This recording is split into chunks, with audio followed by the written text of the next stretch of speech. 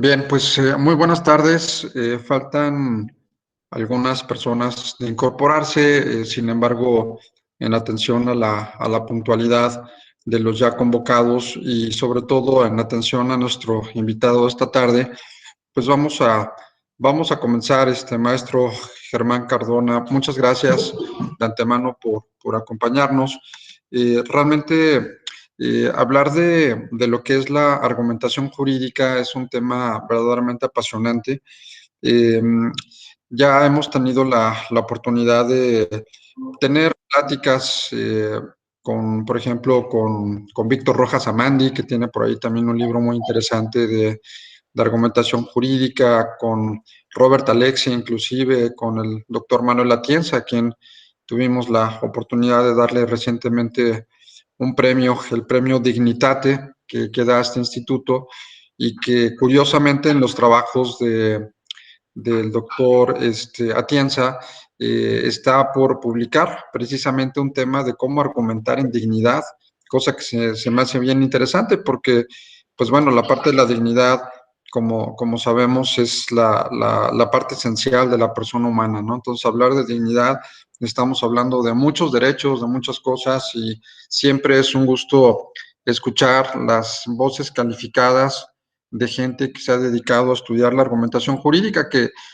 hoy día es una herramienta fundamental que ya cualquier jurista que quiera ejercer de manera profesional su carrera necesita saber argumentación jurídica, necesita escuchar voces calificadas, necesita saber pensar, cómo interpretar, llevar a cabo estos mecanismos de argumentación.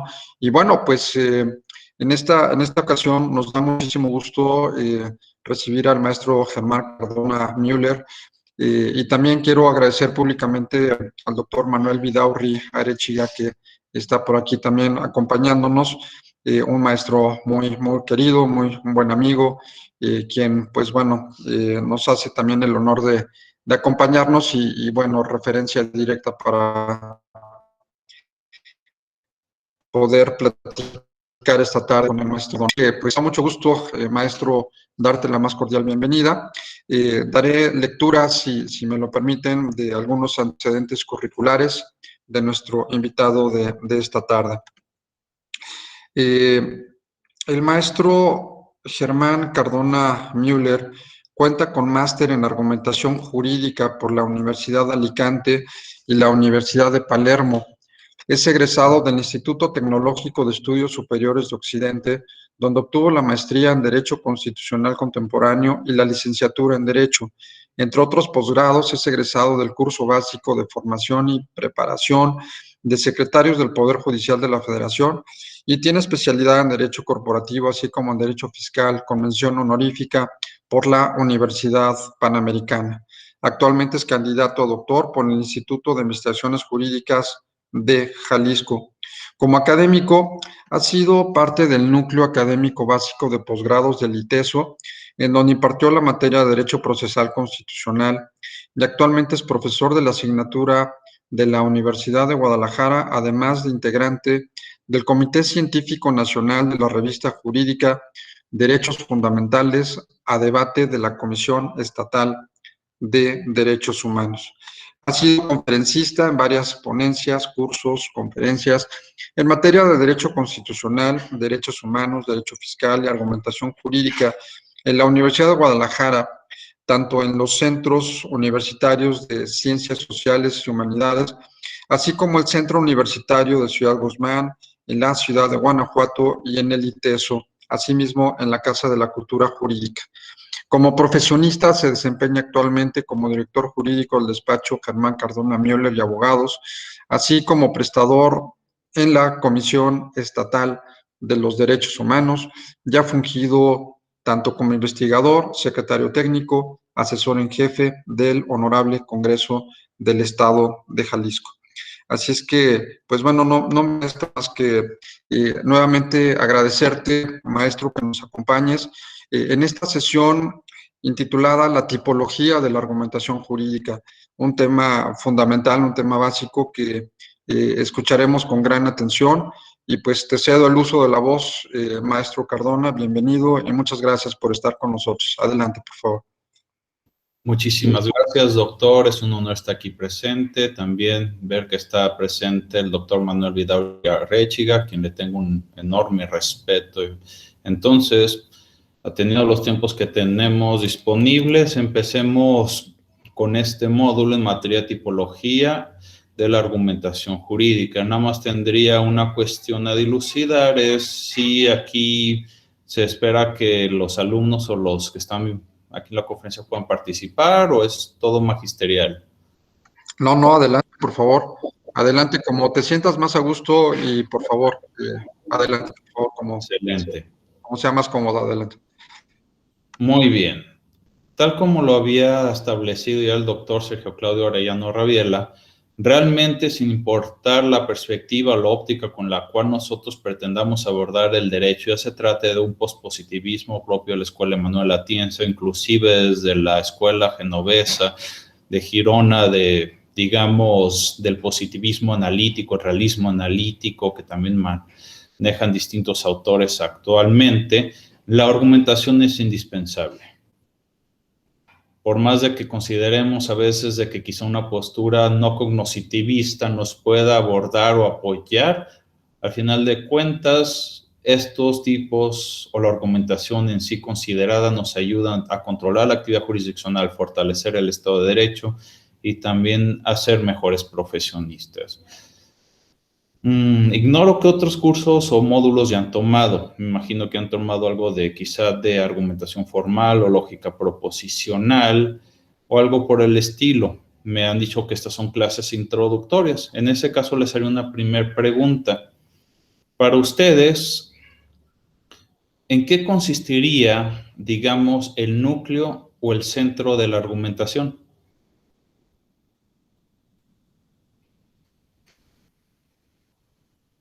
Empecemos por Mariano Zúñiga.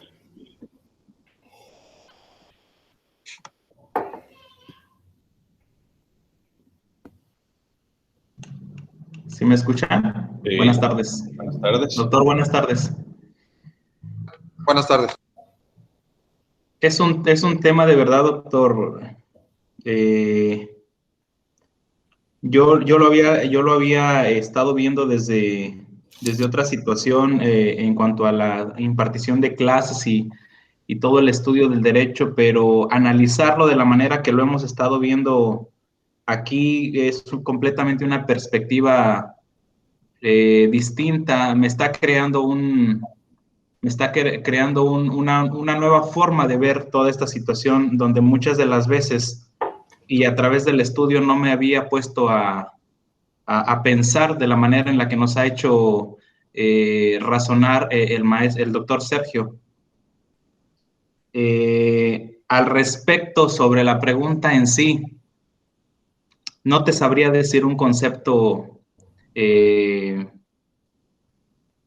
bien estructurado porque son temas que hemos estado apenas comenzando a ver y no me atrevería, como pasó en la primera clase, batallamos mucho con aquella definición sobre derecho y de verdad que sería de mi parte aventurarme a contestarte esa pregunta. En este momento no sabría cómo estructurarte una respuesta. Ok, vamos a dejarlo así. Aquí no me importa que se equivoquen. Aquí la verdad, recuerden que la cuestión de la razonabilidad, más allá de ver respuestas totalmente incorrectas o correctas, aquí estamos buscando sobre todo la construcción grupal para con ello lograr un mejor abordaje de la clase. La pregunta que les hago sobre todo lo medular para ustedes, imagino que casi todos son abogados, tiene que ver con algo muy particular que en su momento señaló Manuel Atienza. La mayor parte de nuestra, digamos, perspectiva de argumentación quizás se centra en lo que es la argumentación o la dimensión, acepción pragmadialéctica o material en sí, es decir, en tanto a la solidez como la eficacia que tiene sobre la audiencia a la que nos dirigimos o los destinatarios. ¿Por qué? Porque la verdad, si bien la cuestión lógica, ignoro si ya la han tomado, pero al final de cuentas, la mayor parte de las veces, cuando estamos tratando de estructurar un argumento, por lo general sí es fácil hacer un silogismo jurídico, construirlo. La dimensión formal por lo general casi siempre se llena y sobre todo hay muchas cuestiones no muy concluyentes en cuanto a la extensión de la lógica aplicado, digamos, a cuestiones o actividades deónticas o propio de figuras deónticas como obligatorio, permitido, etcétera. En ese sentido, lo primero que tenemos que reconocer es de que la mayor parte de las veces como abogados o juristas estamos enfocados a esta dimensión porque realmente es donde más atención le ponemos sin excluir la importancia, obviamente, la dimensión formal. En ese sentido, si esto quizá vaya a ser la carne o realmente el contenido de nuestra argumentación, ¿cuál consideras tú, mi estimado Mariano, que sea realmente el referente estructural que se tenga que utilizar y que ha pasado a través de los siglos? O quizá el autor de que nos apoyó con la estructura argumentativa principal para una argumentación material. ¿Cuál sería la base? ¿O cuál sería la estructura o el autor o filósofo? Me gustaría ponerlo casi como, digamos, un pequeño tipo clave de que nos ha apoyado a construir lo que es realmente la esencia de un discurso, de una narrativa que nos permita construir una argumentación.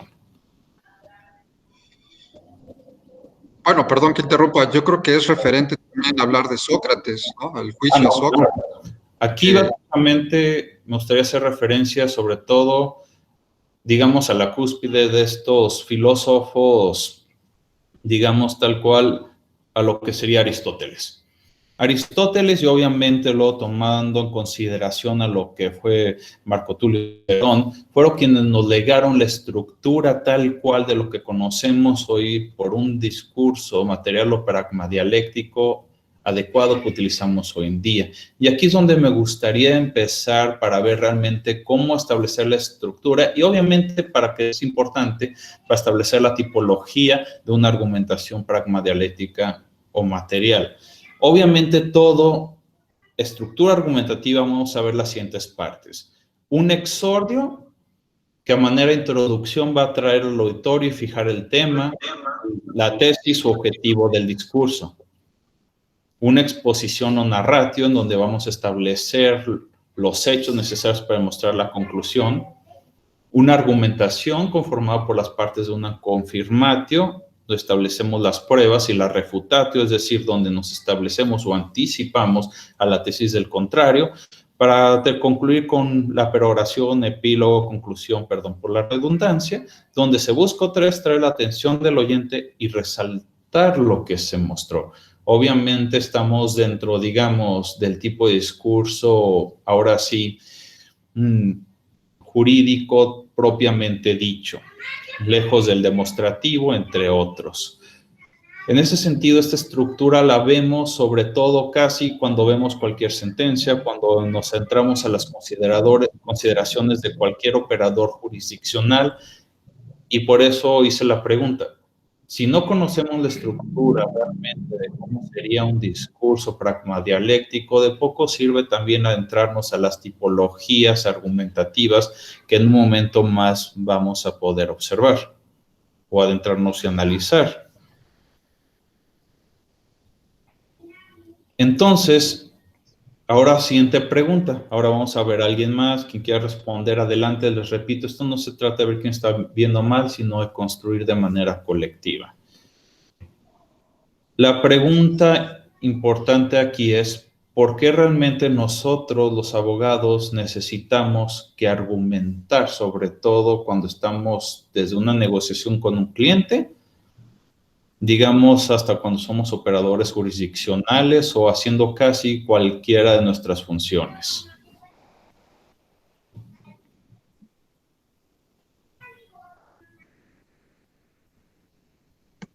Bueno, un poco en contexto de lo que estábamos platicando hace un momento, la argumentación jurídica es una herramienta fundamental, es una herramienta indispensable para pensar el derecho, para racionalizar el derecho, para llegar a aquellas soluciones que hemos tratado de discutir en la academia por muchos años, en relación a esos grandes dilemas que aún siguen teniendo pues una gran incógnita en su resolución y que nos genera que cada caso tendrá su respectiva análisis, su respectiva conclusión. Tenemos, como bien lo comentabas, desde Aristóteles, ¿no? Plantear toda esta parte del discurso, el auditorio, a quién va dirigido, y fundamentalmente es una herramienta que todo quien se preste actualmente a ser jurista necesita desarrollar. Es pensar el derecho, es sustentar, es convencer, es dar un soporte de aquello que nosotros tenemos que resolver. Y hay muchos debates muy interesantes como temas de justicia, temas de igualdad, temas de derechos humanos, ¿no? ¿Cuánto no podríamos argumentar y a quién le damos a dar la razón? Pues al que tenga los mejores argumentos, al que finalmente tenga el sustento y el principio más allegado a la verdad. Muy bien, en ese sentido concuerdo. Al final de cuentas, nosotros como juristas, operadores jurídicos, tenemos que argumentar por el simple hecho de que las normas cuentan con una textura abierta, como bien señalaría Ricardo Guastini. Al final de cuentas, todas las disposiciones jurídicas, para ser un poco más exacto en el lenguaje, pues tienen o representan problemas de vaguedad o de ambigüedad, es decir, pueden tener más de un significado, o aún así tienen un distinto significado. Siempre va a haber casos difíciles o que van más allá de los casos supuestamente fáciles que nos obligan a establecer qué adscripción de significado requieran.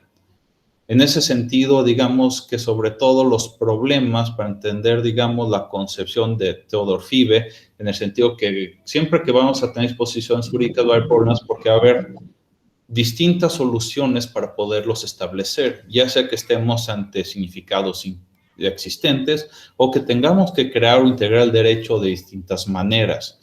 Aquí dejo una pequeña frase para entender la función interpretativa de que nos hace o nos obliga a argumentar cuando tenemos que justificar algún significado que vamos a escribir. Y es de Roger Zabaleta, me encanta este autor peruano, espero que algún día lo puedan leer, y dice más o menos así: todo argumento interpretativo es el resultado de una actividad racional que ofrece una conclusión fundada en un enunciado interpretativo susceptible de ser universal.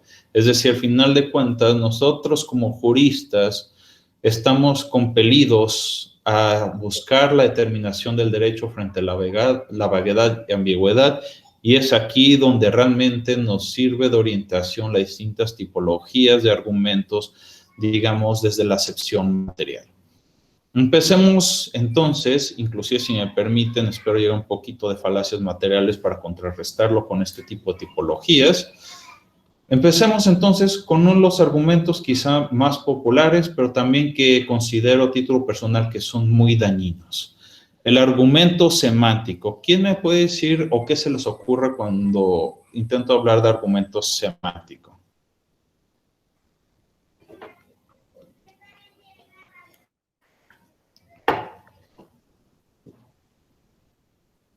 A ver, intentemos con Carolina Guerrero.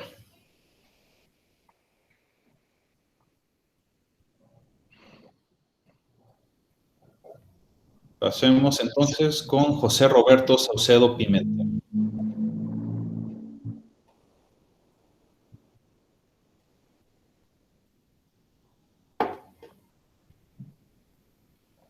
Estimado José Roberto, creo que no tienes tu micrófono prendido.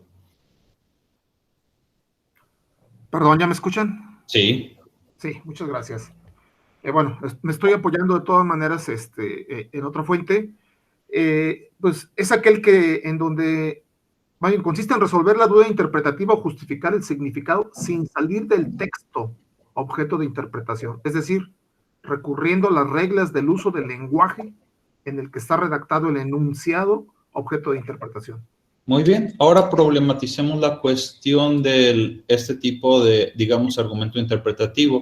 ¿Por qué consideras, digamos, de que es poco adecuado utilizarlo en una operación jurídica o por parte de un juez? ¿O porque sería poco conveniente?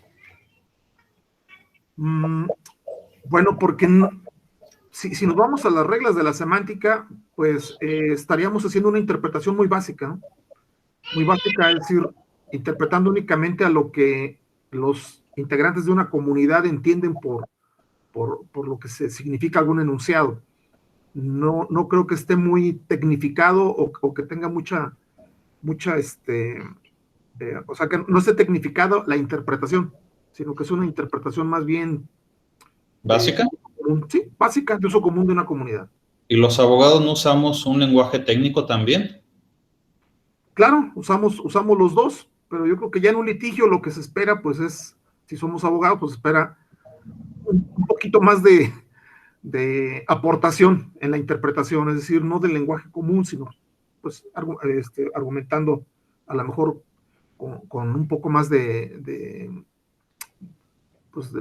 más amplio el argumento, ¿no? Es decir, no quedándonos en el lenguaje de uso común.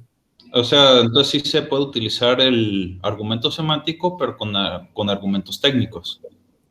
Yo creo que para el éxito de un negocio sí tendríamos que utilizar ambas herramientas. Mariano, ¿tú qué opinas? ¿Es posible utilizar simplemente utilizar un léxico técnico, ya con eso nos quitamos de problemas con el argumento semántico, o se requiere, o sigue siendo inconveniente utilizarlo? Un lenguaje técnico. En la cuestión, por ejemplo, del... Digamos, ¿tú a qué te dedicas? ¿A qué área del derecho? Laboral. Digamos, ¿tú crees de que simplemente con establecer el uso técnico de las palabras en derecho laboral, ya con eso se quita cualquier tipo de problema de ambigüedad del texto o de las palabras? ¿O si es muy importante utilizar el argumento semántico siempre que se utilice de manera técnica dentro del derecho laboral? Yo considero que no es necesario. Habiendo un lenguaje sencillo y claro, no lo considero necesario. Entonces, todo el lenguaje es sencillo, claro, y solamente tiene una acepción. Nunca va a tener un lenguaje más de dos tipos de significados.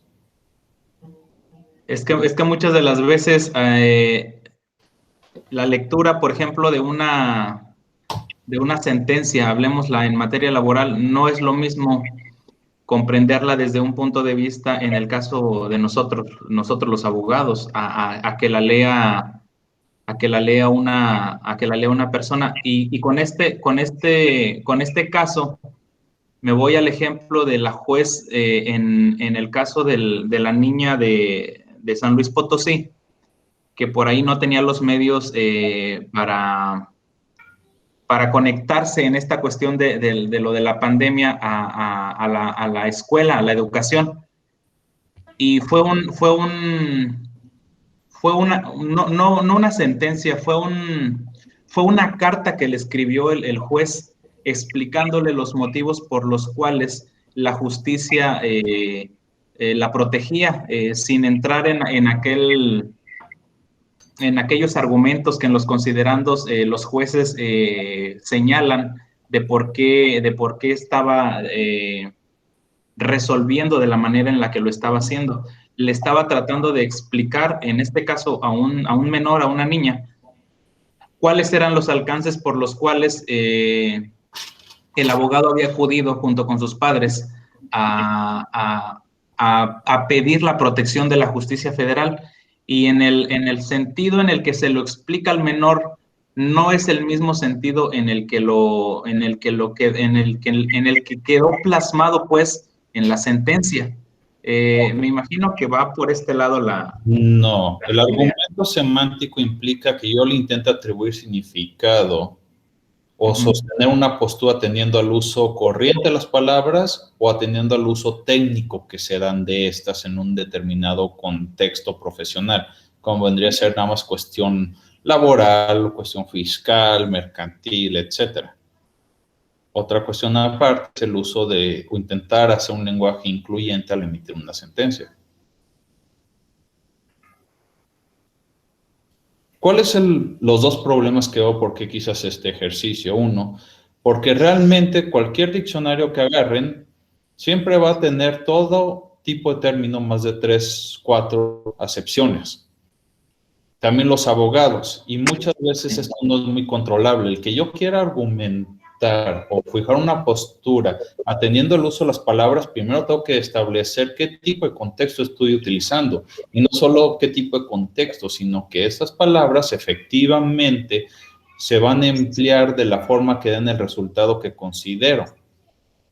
Entonces, aquí vemos ya unos problemas. Por lo general, si ven la mayor parte de las sentencias de la Corte, cuando intentan establecer este tipo de argumentación o línea argumentativa, se van a dar cuenta que por lo general es con trasfondo quizá un argumento sistemático o de otra índole.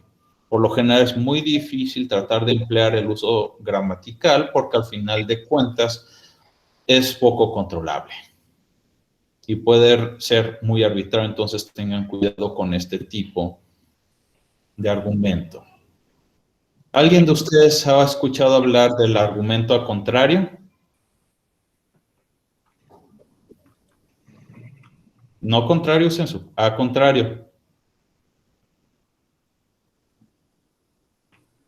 No, doctor, yo no he escuchado acerca de ese tipo de argumento. Ahora, maestro, pues, pero rasgos. Maestro, perdón. El argumento a contrario lo que pretende hacer es establecer la existencia de una norma implícita de naturaleza opuesta a la disposición que se está interpretando. Lo que se busca sobre todo es resguardar la deferencia al legislador vía una operación restrictiva en la dotación de significado de la norma. Les voy a poner un ejemplo. Usualmente se establecen, digamos, estos tipos de argumentos para establecer situaciones de condiciones de necesidad y suficiencia. Ahorita me explico un poquito más en esto para que quede más claro. Un ejemplo, en nuestra Constitución política, solo si una persona tiene más de 18 años será ciudadano mexicano. ¿Podemos interpretar que una persona de 16 años va a ser ciudadano mexicano?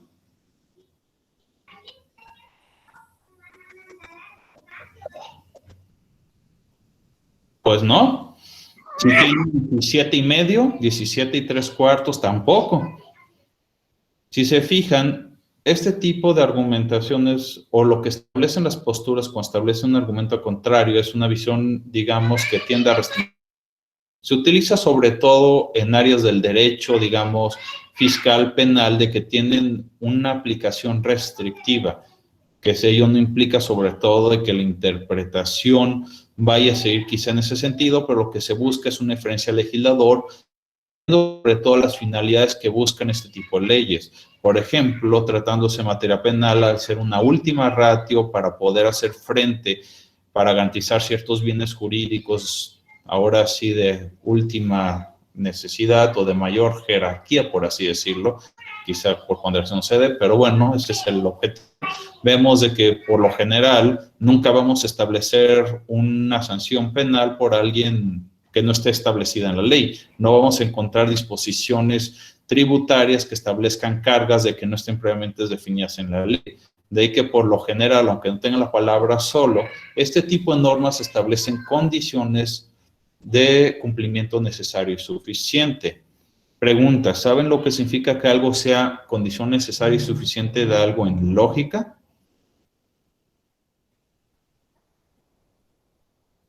Les voy a poner quizá una cuestión un poco didáctico.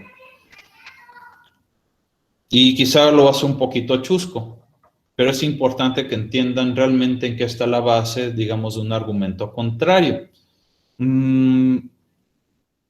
¿Qué se necesita o qué condición es necesaria para ustedes o qué les suena que es necesario para que se genere el fuego?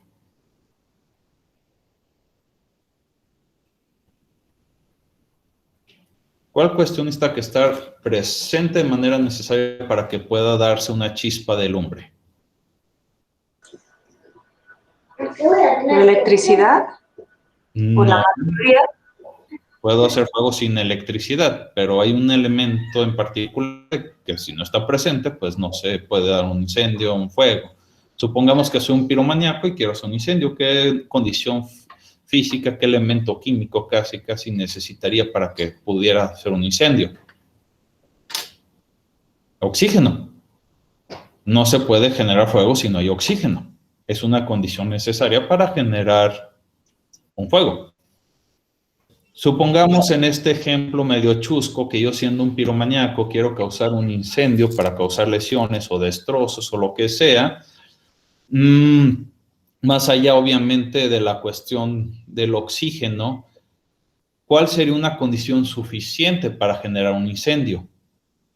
O sea, ¿cuáles formas podría utilizar yo para generar un incendio? ¿Sería el combustible? Combustible, una bachicha, algún químico, lo que se me pueda ocurrir. Al fin de cuentas, un encendedor puede utilizar algo de papel, etcétera. Estas pueden ser condiciones todas suficientes para generar el incendio, más no necesarias. Es decir, son condiciones que se dan que puedan dar el incendio, pero siempre va a haber otras alternativas.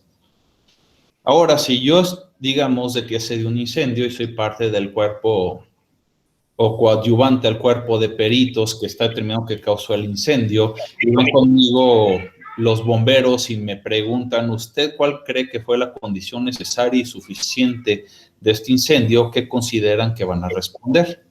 ¿O cuál consideran que sea la condición necesaria y suficiente cuando alguien les pregunta eso?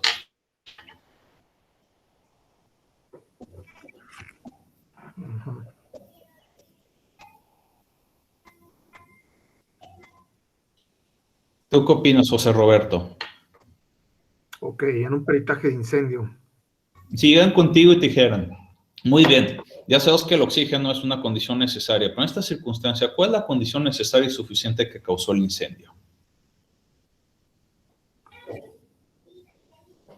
Bueno, la condición necesaria, pues sería la existencia. ¿Sí me escucha? Sí, ¿verdad? Sí.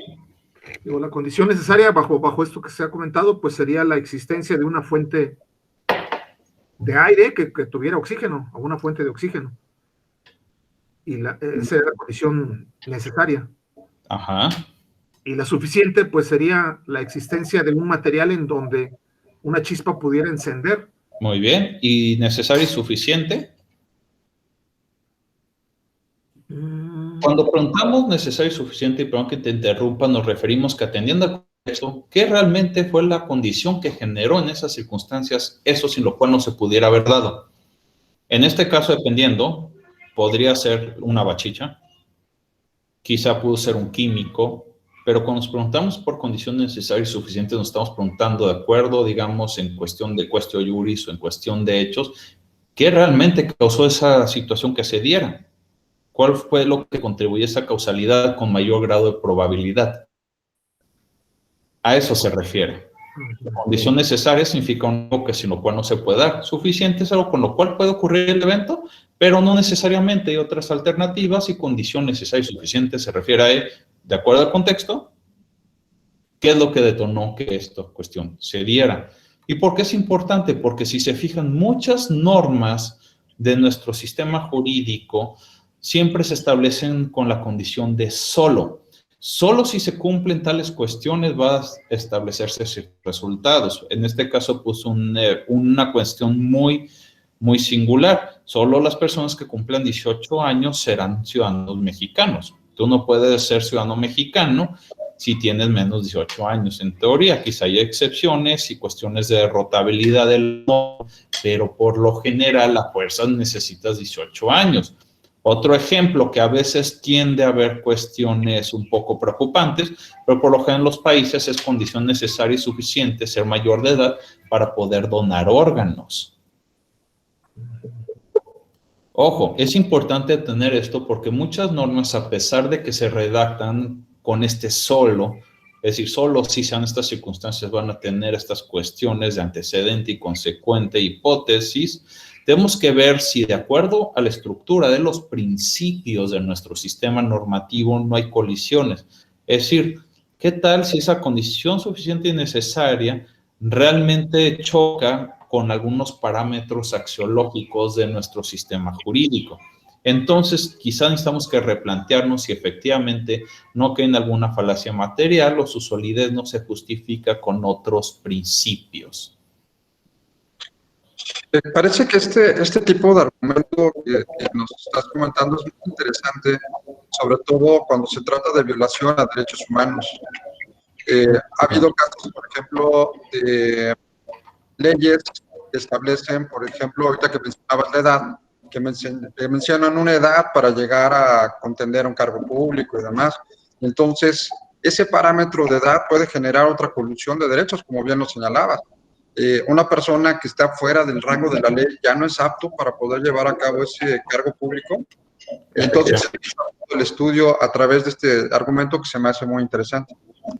Exacto. Ojo, muchas veces sí se puede justificar, pero es una cuestión de dos pasos. Primero, ver si no hay una norma de mayor nivel a veces de que pueda establecer de que no se da la situación a contrario, es decir, que hay otras alternativas. Entonces, ahora sí establecemos una falacia formal, o en todo caso que va a chocar con algún principio, con lo cual puede derrocar este argumento. Repito, muchas veces estos tipos de disposiciones normativas, una vez interpretadas con su ascripción y ya transformados precisamente en normas, como el resultado de la actividad interpretativa, sí tienen una ratio, es decir, una justificación para impedir de que se vulneran las personas y violar su seguridad jurídica. Pero en la mayor parte de las veces sí hay que ser extremadamente cautelosos. Vayamos ahora a algunos tipos de argumentos de que se denominan de legislador racional. En esta tipología, pues obviamente vamos a ver dos tipos de argumentos que creo que son importantes para nosotros como juristas. Primero, obviamente, el sistemático. ¿Alguien me puede reiterar nada más con manera, digamos, de lectura común o de aprendizaje común? ¿Se acuerdan lo que era un argumento sistemático? ¿En qué consistía?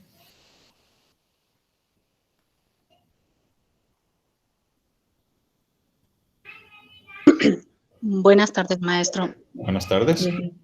Bueno, este argumento lo entiendo que es como un método de interpretación, ¿no? O sea, Sí, es un argumento interpretativo, efectivamente. Sí, a diferencia, pues, de otros argumentos, es, bueno, lo entiendo como un resultado de la ordenación digamos, de las normas jurídicas, tanto como de la división o la especialización del derecho en distintas ramas e instituciones. ¿Qué más recuerdo? Bueno, me vino a la mente, por ejemplo, la teoría pura del derecho de Kelsen, donde nos habla, pues nos advierte de la equivocación que a veces implica confundir la norma con el artículo. Sí. Puede darse el caso, ¿no?, de que un artículo en sí mismo satisfaga, digamos, el esquema general de la norma, conformada por una relación del deber ser entre el antecedente y el consecuente. Como, pues, bueno, generalmente digo, se ve un tanto más, o ocurre, más bien dicho, regularmente en materia penal, donde una conducta califica como delito cuando a ella se nace una sanción en un mismo enunciado. Así es como, bueno, es la forma en que, a mi punto de vista, lo entendería. Ok, argumento, sedes materia y también argumentos sistemáticos. Lo que se busca aquí en estos casos, aunque sí te fuiste bien, ya creo que te fuiste demasiado lejos con irte a la teoría pura del Hans Kelsen, por cierto, alguien que niega, digamos, la objetividad en la argumentación racional o argumentación práctica, nos metemos ahí un momento más, pero lo que pretende establecer es ascribir un significado a una norma, a una disposición jurídica, teniendo su ubicación en el texto. No es lo mismo ascribir significado a una disposición jurídica si está en materia penal que si lo está en materia constitucional. Les voy a poner un ejemplo claro. Pregunta, ¿alguien aquí también, digamos, litiga o es abogado tributario? ¿Ok? ¿Alguien aquí civil o mercantil? Perfecto. Pregunta, si yo te estableciera cuál es la definición de arrendamiento financiero en materia mercantil, ¿qué me dirías? Ok, es un contrato, bueno, me iría a las características de que es un contrato bilateral, sinalagmático, en donde una parte, que es el arrendador, otorga el uso o goce de bienes a cambio de una renta, ¿no?, al arrendatario, y con la finalidad de que, bueno, y con la posibilidad de que el arrendatario pueda o no convertirse en propietario al final del contrato. Excelente. Y ahora, si te preguntara dentro de esta misma área, ¿qué es un contrato o qué es, digamos, es el tipo de sociedad de asociación en participación. ¿Tú qué me dirías? Es un contrato atípico, mercantil también. Ajá, muy bien. Así es. Pero no está, bueno, hay quienes aseguran que tiene ciertos matices de una persona moral, pero también tiene matices de un contrato entre personas físicas. Por eso decimos que es un contrato muy atípico, en donde un asociante y un asociado se unen para hacer un negocio, ¿no? Efectivamente, y repartirse utilidades y ponen en riesgo esto, lo que comúnmente se denomina joint venture. Ahora, si te preguntara, si interpretamos este contrato en materia fiscal, ¿qué cambia en la asociación en participación? ¿Qué sentido le ha dado, digamos, el fisco? Si mal no recuerdo, se considera una persona moral. Ah, muy bien, entonces sí cambia mucho el significado, en tanto que aquí vemos que es una cuestión contractual, donde no hay una persona jurídica. En materia tributaria vemos que una asociación en participación efectivamente sí es una persona jurídica y que tiene todas las obligaciones fiscales. Vemos dos distintos tipos de significados atendiendo a la ubicación de la norma. Es así como vemos la interpretación sistemática. También lo podemos ver, por ejemplo, en el arrendamiento financiero, un contrato típicamente mercantil que para todos los fines prácticos implica una enajenación para fines tributarios, atendiendo donde se encuentra la norma. De hecho, esa parte de la AMP es bien interesante por la llamada antinomia, ¿no? Que de alguna forma nos genera confusión porque si le dicen a un fiscalista, por supuesto va a decir que tiene personalidad jurídica propia. Y si nos vamos al ámbito corporativo, pues no. La Ley General de Sociedades Mercantiles establece expresamente que no genera personalidad jurídica propia. Dos ordenamientos que en teoría se contraponen con una misma figura jurídica, ¿no? Y ahí empiezan los problemas de la parte interpretativa. Exacto. Aquí la cuestión es de que si le hacemos casos al SAT, pues obviamente nos va a venir a embargar y nos va a meter al bote por defraudación fiscal. Adelante, Carolina, platícanos. Hola, buenas tardes. Buenas tardes.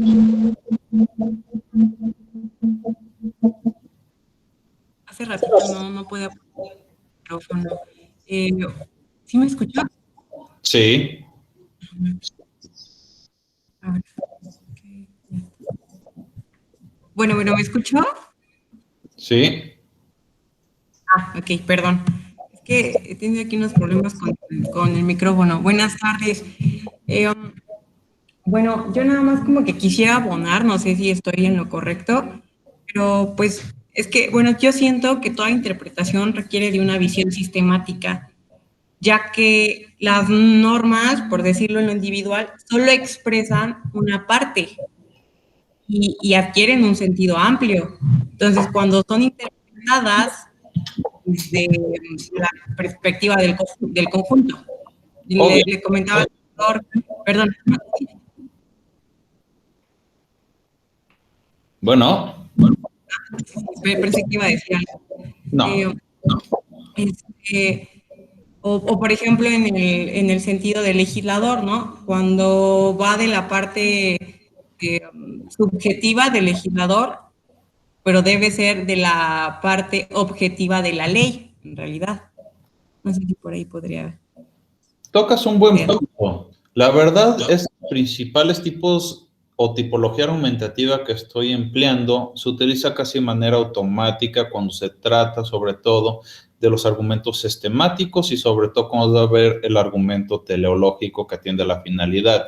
Es decir, siempre que estamos, inclusive casi de manera inconsciente como abogados, buscando dilucidando algún problema, siempre vamos a establecerlo atendiendo, digamos, ahora sí al acervo que tenemos jurídico y ubicarlo de acuerdo a los principios que implica la norma, sus definiciones léxicas, etcétera. Es decir, no se puede interpretar una norma sin tomar en conjunto de los demás principios que lo integran. Va a ser casi algo autorreferenciado. Ok. Gracias. Ahora, en ese sentido, si bien podemos ver que el argumento sistemático implica atribuir un significado a una exposición atendiendo a su correspondiente lugar en el ordenamiento jurídico con el todo, También vemos por lo general lo que se denomina el argumento a coherencia, que implica otorgar un significado a una norma cuando a primera fase puede existir incompatibilidad, efecto que éste sea coherente con los demás principios jurídicos, o lo que comúnmente se denomina como interpretación conforme. Pero alguien dígame, problematizando la cuestión, ¿cómo sabemos de que es efectivo utilizar una interpretación conforme a la ley? Es decir, ¿cuándo sabemos que está dentro del umbral o ratio para poderla rescatar y que no sea, digamos, estimada como inconstitucional o irregular, si prefieren mejor un vocabulario un poco más técnico?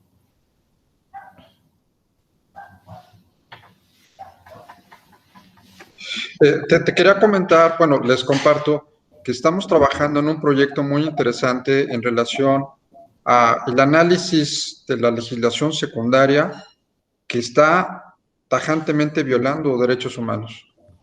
En ese orden de ideas, por ejemplo, podríamos cuestionar muchos aspectos generales consagrados en nuestra Carta Magna y obviamente en todo el tema de convencionalidad, pero aterrizado, por ejemplo, a legislación secundaria, como podría ser el caso de matrimonios igualitarios, ¿no? Una circunstancia que atenta contra actos notoriamente discriminatorios. Entonces, ese paralelismo que nos genera a nosotros una incongruencia entre lo que establece nuestra Carta Magna con el marco jurídico secundario que no va armónico con estos principios. Muy bien. Voy a ponerles un pequeño ejemplo para que vean realmente lo difícil que a veces puede ser esa cuestión. Algo que también de manera similar a lo que señala aquí el doctor, me tocó en lo particular experimentar en Jalisco cuando la Corte invalidó nuestro Código Civil específicamente por, digamos, no establecer las disposiciones adecuadas para permitir el matrimonio en personas del mismo sexo. Veamos, en su momento la Corte establece obviamente su sentencia, invalida los artículos del Código Civil del Estado de Jalisco, pero llega obviamente esta sentencia al Congreso del Estado. Y varios legisladores, obviamente sin mencionar nombres, se oponen a que realmente pues, se modifique el texto y se lleve el procedimiento legislativo para establecer un dictamen por la Comisión de Puntos Constitucionales para esos efectos. Es decir, varios se oponían a que efectivamente se reformara el texto. Y varios dijeron, pues, ¿sabes qué? Necesitamos que buscar algo porque si no nos van a multar en la Corte. ¿Qué solución se les ocurriría a ustedes para establecer una interpretación, digamos, conforme para poder lograr este objetivo, sin necesariamente llevar a cabo el proceso de reforma?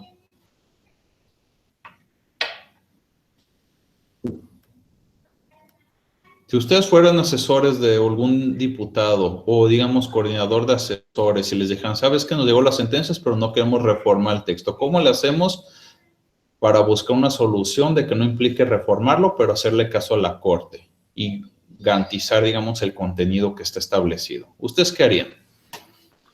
Yo creo que en el nuevo dictamen, bueno, en un dictamen se trataría de poner las bases de la interpretación de esa norma, de esas normas, armonizándolas con la Constitución. ¿Tú cómo lo harías? Para términos concretos, ¿cómo lo traducirías eso?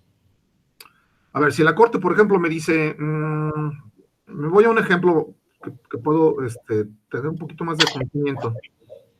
Me dice, las causales de divorcio ya son inconstitucionales. ¿Sí? Que eso actualmente ya está en todo el país.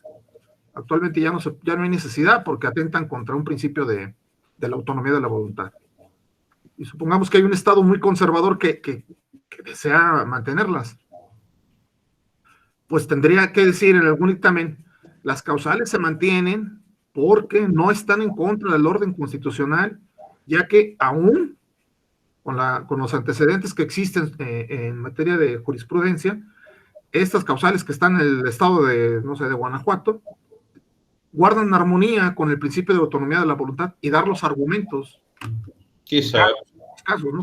Es muy fuerte, ¿no? ¿Tú qué harías? ¿Están ya los diputados contigo? ¿No quieren incurrir en desacato?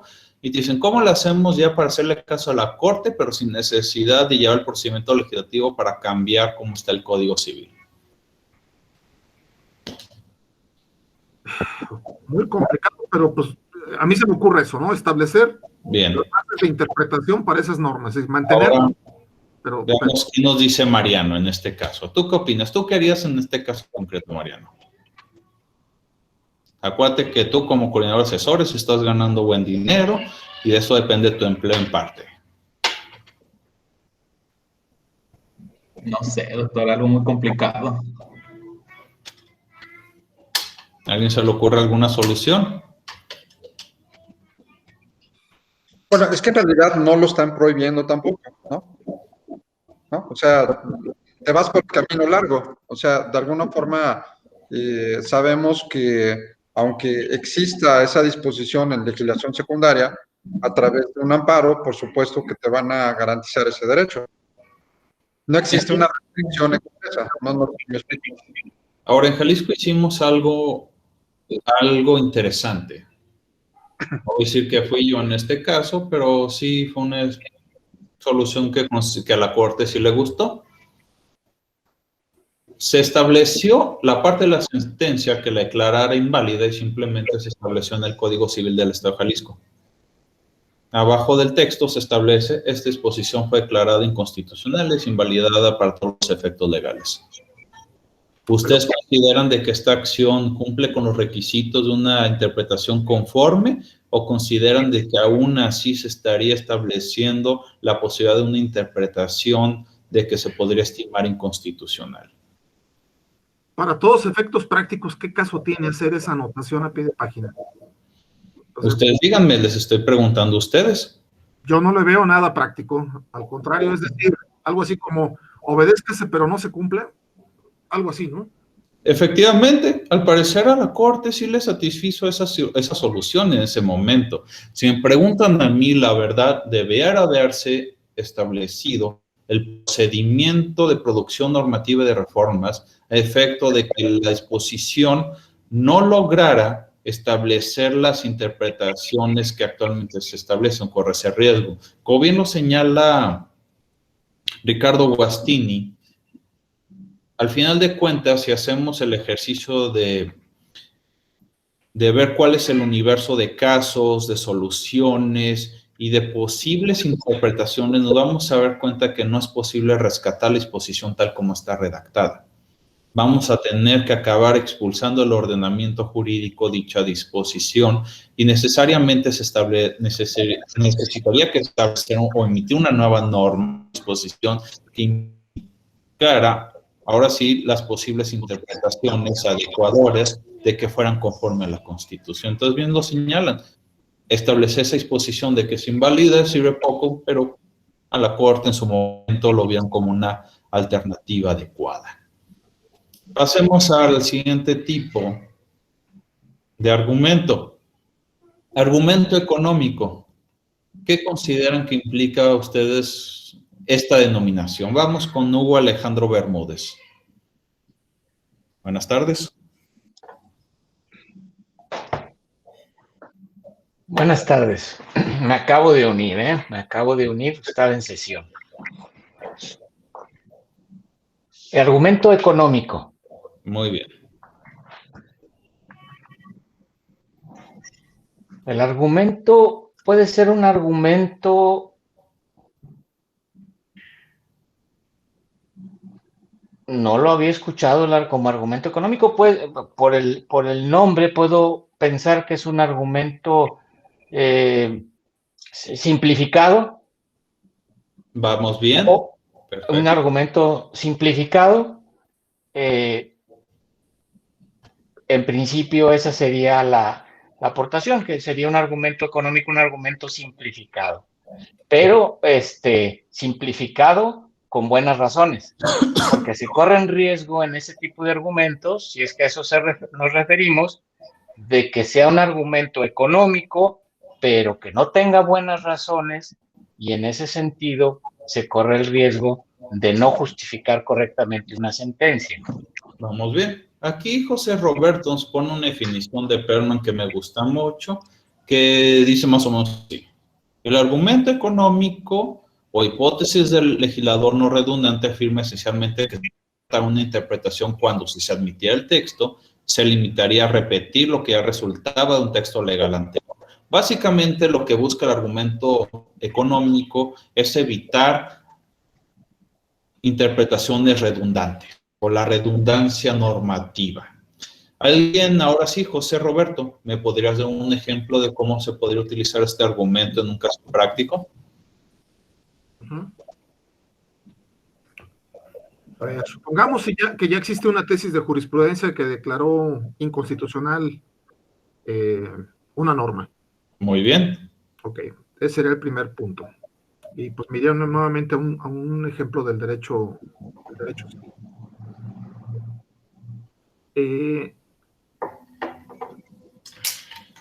Una sentencia posterior a la entrada en vigor de esta jurisprudencia, el juez, yo creo que tendría que decir que a pesar de que el texto aún sigue vigente, no tiene o no lleva a ningún lugar práctico el interpretar ese texto conforme a las reglas que existían antes de esa jurisprudencia, porque ahora la realidad es que, bueno, la obligatoriedad de esta nueva interpretación de la autoridad jurisdiccional es la que hace innecesario remitirnos a una interpretación anterior. No sé si... Voy a poner un caso un poquito más concreto. Supongamos que por primera vez en la historia en nuestro país, más una superreforma en materia de telecomunicaciones que permite que ya no se necesiten concesiones de Estado para poder explotar, digamos, el Internet para fines prácticos. Libre competencia Internet para todas y para todos. Obviamente, digamos que se trata de un caso muy sonado, por alguna razón interviene la Corte y da la razón de que efectivamente va a haber libertad de competencia económica en este tipo de situaciones, todos podemos ofrecer el Internet que queramos, ya no estamos que hacer concesiones, va a haber libre competencia, quien sean los mejores jugadores, va a haber precios justos, etcétera, para ofertas, etcétera. Muy bien. Ahora supongamos el día de mañana, dentro del ámbito de telecomunicaciones, sacan una legislación secundaria en donde se establece de que también va a aplicar lo mismo para el streaming, para el servicio de streaming. Sería necesario nuevamente que la Corte, en caso que un caso se vuelva a establecer un pronunciamiento, una interpretación donde vaya a decir lo mismo o con simplemente acoger, digamos, dentro de la línea de precedentes, este mismo sentido sería suficiente. Buscaríamos aquel argumento que evite la mayor redundancia posible, aunque por lo general vemos de que a veces sí se van disposiciones jurídicas que son redundantes.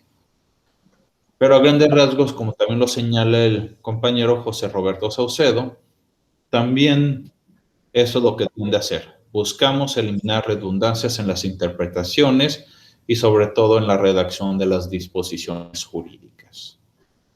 Muy bien. El argumento teleológico realmente es un poquito truculento porque si bien todos sabemos de que implica escribir un significado teniendo la finalidad de la norma, yo les preguntaría a ustedes, ¿cómo sabemos cuál es la finalidad de la norma? Y para esto traigo a colación una cuestión más importante de trasfondo, es decir, lo que estoy preguntando es, ¿cómo sabemos que los principios que extraemos del sistema jurídico efectivamente están justificados? ¿O cómo sabemos de que los principios que extraemos cuentan con una base razonable?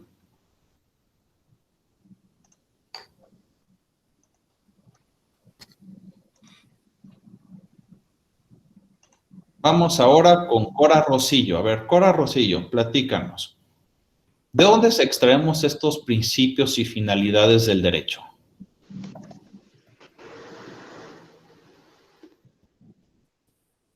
Buenas tardes, doctor. Estoy pensando, bueno, en cuanto a este tipo de argumento teleológico, si bien nos comenta que es el significado que apela pues a la finalidad del precepto, Sí.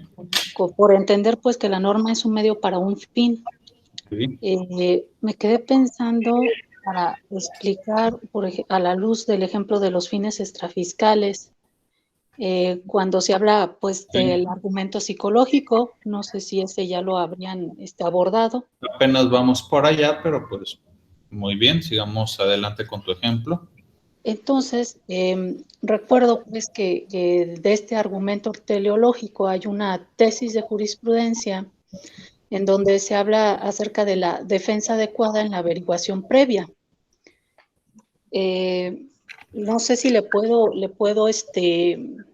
citar esta jurisprudencia. Mejor sintetízalo, por favor. Bueno, de esta jurisprudencia nos habla pues del análisis sistemático y teleológico del contenido de lo que es la exposición de motivos que dio origen a la reforma del artículo 20 constitucional. Y de acuerdo pues ¿con qué finalidad? Pues es para regir las necesidades sociales y económicas imperantes en nuestro país y así poder erradicar viejas prácticas pues de antaño, ¿cómo decir?, vejatorias e infamantes a las que se encontraban sujetas antes las personas en una investigación por ciertos delitos. Ese es como lo pudiera... Sí. Pero aquí hay una cuestión más importante. ¿Cómo obtenemos esas finalidades? ¿De acuerdo a qué proceso? Al final de cuentas, cuando hablamos de finalidades, también traemos a colación los principios que se encuentran en el sustrato tal cual de la... Es obviamente, toda norma es un medio para alcanzar un fin. Pero ¿cómo extraemos esas finalidades? ¿Cómo validamos de que esa es la finalidad de la ley? Obviamente va a depender del contexto, de lo que consideramos en los precedentes existentes por los operadores jurisdiccionales, los principios válidos, y sobre todo analizar si el operador jurisdiccional obtuvo esos principios y esas finalidades de manera racional y razonable. Es decir, no basta de que diga, por ejemplo, el legislador de que sí se cumple con la finalidad de Estado de Derecho cuando se permite que se pueda atribuir la prisión preventiva oficiosa a cualquier delito que se le hincha al legislador. ¿Por qué? Porque eso sería meramente político. Ahí entonces empezamos a ver problemas de que la finalidad quizá no corresponda de manera objetiva y razonable a lo que nosotros o la mayor parte consideraríamos, digamos, en un discurso racional, un discurso práctico. Por eso, mucho cuidado con el argumento teleológico. Una cosa es establecer cuál es la finalidad de una ley, pero para establecer la finalidad de una ley tenemos que corroborar que eso es razonable, adecuado, de acuerdo al contexto, y que los principios implicados se han extraído de acuerdo a un proceso o otro tipo de argumentos de manera accesoria para no incurrir en falacias materiales que ahorita vamos a ver en un momento más. Por ejemplo, Germán, una duda. En el caso, ¿cuál es tu opinión en relación al salario mínimo establecido por la ley, cuando en estructura coincide también con la teleología de satisfacer las necesidades mínimas de un trabajador, ¿no? Me refiero a habitación, transporte, etcétera. O sea, se crea una norma jurídica con una visión totalmente incongruente y fuera de todo tipo de razón en su aplicación práctica, ¿no? No, totalmente de acuerdo. Inclusive en su momento participé con la CEPAL de las Naciones Unidas a hacer un informe que les recomiendo mucho que se denomina el mínimo vital y su planeación aquí en Jalisco, le pone mínimo vital y CEPAL aquí en Jalisco y en Google les va a aparecer de manera automática. Y algo que criticamos mucho es que si hay una, digamos, incongruencia entre, digamos, el diseño de la exposición y su aplicación ya práctica tal cual, digamos, sobre todo en diseño y implementación de políticas públicas. En ese caso, obviamente, cuando se buscan ciertas finalidades y en la práctica no se dan, la norma tiene que estimarse inconstitucional o la política pública en sí, por más de que ande que eso implicaría judicializar la política, no creo que sea ni siquiera un caso de activismo judicial. Al contrario, se implica establecer ahora sí una adecuada disposición entre lo que se llama interdicción de la arbitrariedad entre medios y fines. Entonces, pasemos ahora a lo que comúnmente se denomina el argumento psicológico o ahora sí, el argumento que se atribuye un determinado significado de una exposición jurídica atendiendo a la interpretación del legislador. ¿Por qué creen de que este tipo de argumento jamás se debe de emplear?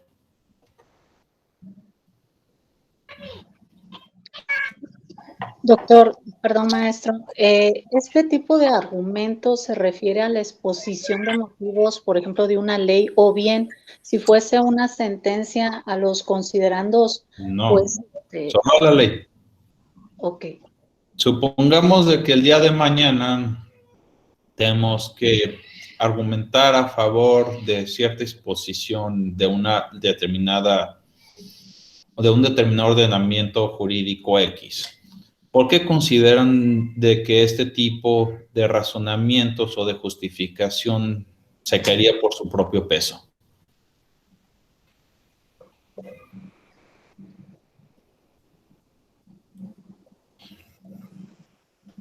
A ver, Mariano, platícanos. ¿Por qué consideras de que nadie en su sano juicio debería utilizar este tipo de argumento? ¿Por qué nadie debería hacer referencia a la exposición de motivos cuando está argumentando a favor o en contra de una visión jurídica o de una postura con un cliente, etcétera?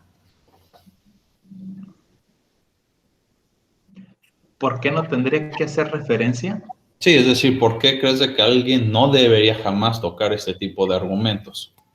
O mínimo como argumento principal para sostener una postura.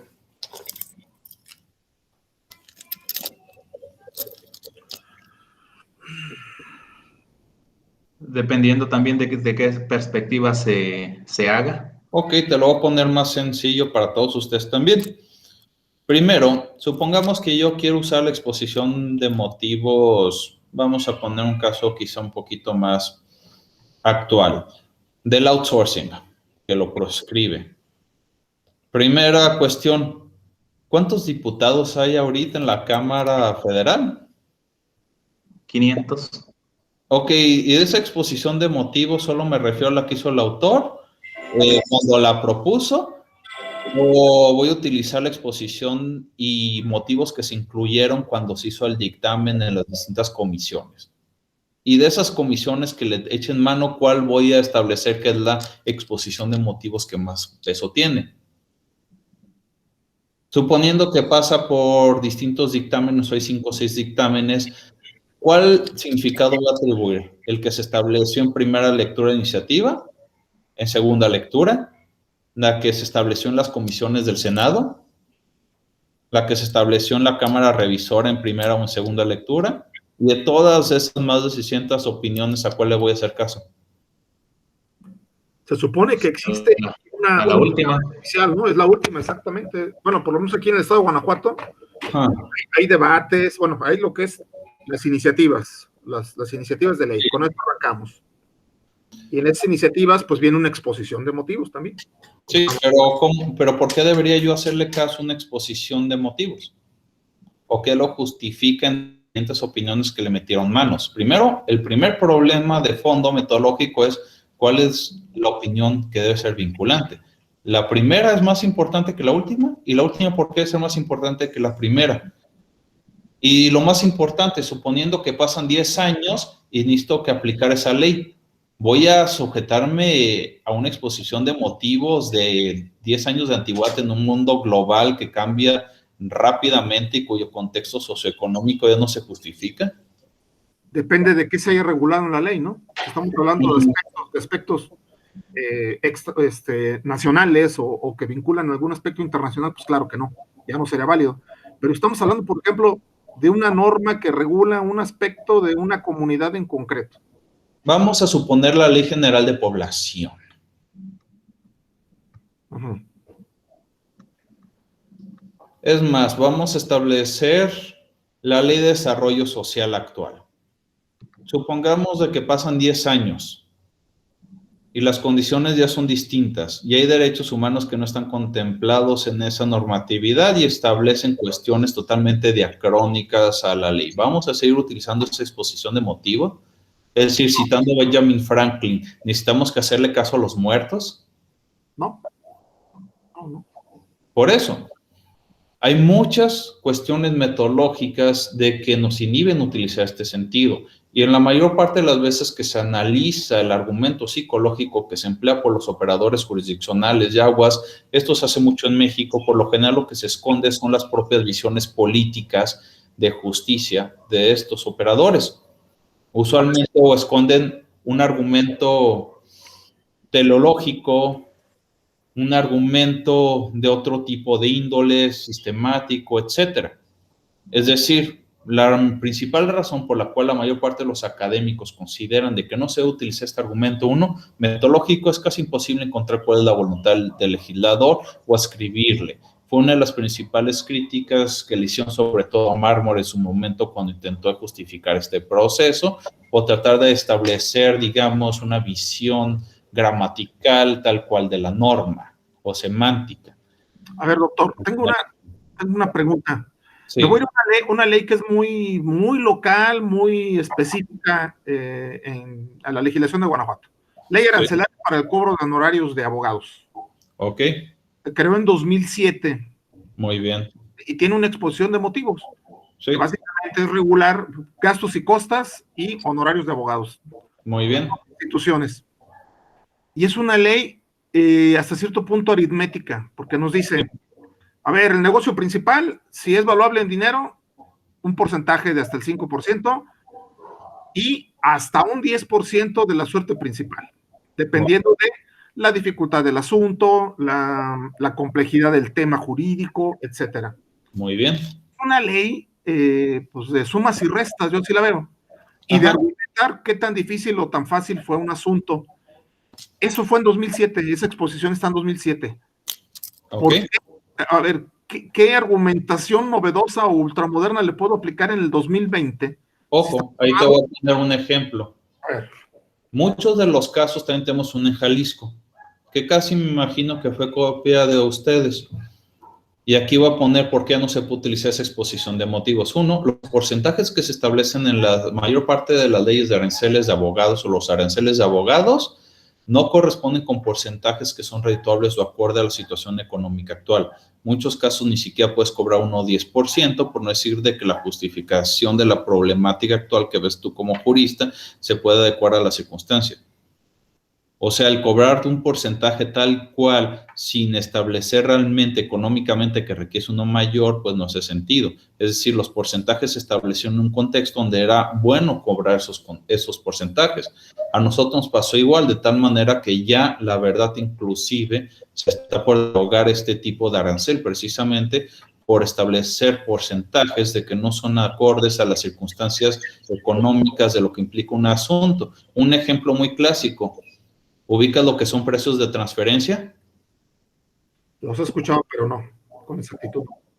Los precios de transferencia a grandes rasgos son disposiciones que emitió la OCDE, precios que se establezcan entre partes relacionadas o entre empresas que tienen ciertos vínculos se establezcan con valor de mercado.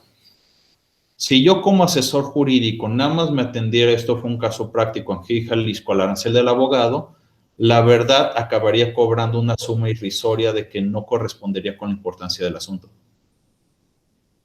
Ok, pero a ver, por ejemplo, si la ley te establece, es un negocio de 10 millones de pesos, tienes derecho a un máximo del 10%, 1 millón de pesos. Sí. Por más que argumente que es injusto, que es inequitativo, que está obsoleto el porcentaje, el legislador no se va a apartar de ese número que le fijó, va bien, el juzgador no se va a apartar del porcentaje que le fijó el legislador. Es decir, por más técnicas argumentativas que utilice, no se va a poder mover de los números que están establecidos. Pero ahí estás tú confundiendo dos cosas. Una cosa es la exposición jurídica y sus distintas interpretaciones, y otra cosa es de que yo me tenga que remitir a la exposición de motivos para escribir una postura, un significado en tal o cual sentido. Es totalmente distinta la cuestión. Y voy a poner aquí otra cuestión. Las leyes que proscriben, digamos, el aborto o los matrimonios entre el mismo género. Obviamente yo no me, por más argumentos que quiera, mientras esté vigente yo no me voy a poder apartar de ellos. Es una reforma constitucional legal lo que se tiene que establecer, pero cuestión distinta es de que utilice lo que le hizo la exposición de motivos en su momento para justificar, digamos, una postura quizá ya medio decimonónica en donde diga de que las personas no se pueden casar siendo del mismo sexo. Porque al final de cuentas lo que estaría ocultando en estos supuestos pues es un argumento teleológico o ya teniendo una simple visión ideológica mía. Por eso nadie toca este tipo de argumentos, por lo general, por cuestiones metodológicas o reiterando nuevamente, porque buscan esconder otro tipo de falacias o otro tipo de argumentos de que por lo general no tienen validez o solidez necesaria y suficiente. ¿Alguien tiene alguna otra inquietud o duda? ¿No tendrá esto una referencia como tipo de argumentación histórica? O sea, sí, Ahí va. Ahí qué bueno que haces esa pregunta, doctor. Al final de cuentas, el argumento histórico sí es distinto al argumento psicológico o auténtico que utiliza el legislador. El argumento histórico lo que establece es ver qué significado se atribuyó a una norma en un momento dado. Yo puedo establecer en tal momento dado en la historia, el legislador o el operador jurisdiccional ascribió tal significado, tal norma y se tuvo este resultado X. Y quizá lo pueda utilizar para justificar una decisión, pero el argumento psicológico lo que busca es que establecer a tiempo presente un significado, estableciendo una visión originalista del legislador, es decir, de que siempre me toca atender a la voluntad, sin importar los cambios históricos que en su momento se puedan traer a colación. Okay. Sigamos. Argumento consecuencialista. Implica obviamente una interpretación para escribir el significado de una norma o una exposición jurídica, atendiendo a sus consecuencias, ya sea para justificar o rechazar otras atribuciones de significados posibles.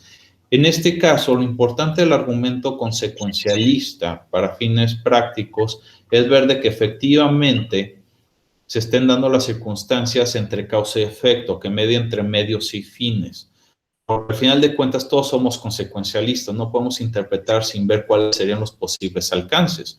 Lo que quizá no hace mucho el operador jurisdiccional en México es intentar de atribuir significados atendiendo, digamos, análisis económicos que establecen peritos. Es muy raro ver la figura del amicus curiae o amigos de la corte en nuestro país de que el coadyuve a este tipo de disposiciones. Ahí lo importante es ver de que el jurista realmente establezca los razonamientos para ver de que si yo creo que va a tener estas consecuencias en la norma, aplicarla, los va a tener. Un caso concreto son los fines extrafiscales. Se estableció en su momento, ¿sabes qué? Necesitamos que subirle los impuestos a los refrescos para evitar la obesidad. Pero el argumento consecuencialista no se da en sus maneras. Tan es así de que seguimos con los mayores índices de sobrepeso a nivel global. ¿Por qué? Porque al final de cuentas, lejos de tener un efecto que inhibiera el consumo de comida chatarra o con alto contenido calórico, lo que hizo fue un mero efecto recaudatorio. Entonces, ahí sí es muy importante ver de que sea razonable y sólido el argumento consecuencialista, que tenga fuentes doctrinales de investigación de peritos, etcétera.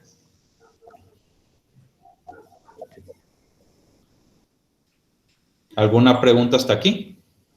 Un caso muy sonado ha sido el tema de la adopción, temas de la adopción simple y la adopción plena, en el cual algunas entidades federativas pues todavía no alcanzan a entender pues todo el contexto que existe sobre una adopción simple y los daños colaterales que esto pueda generar. Es una interpretación que hace el legislador, dando obviamente sus razonamientos, pero totalmente desajustado de una realidad actual.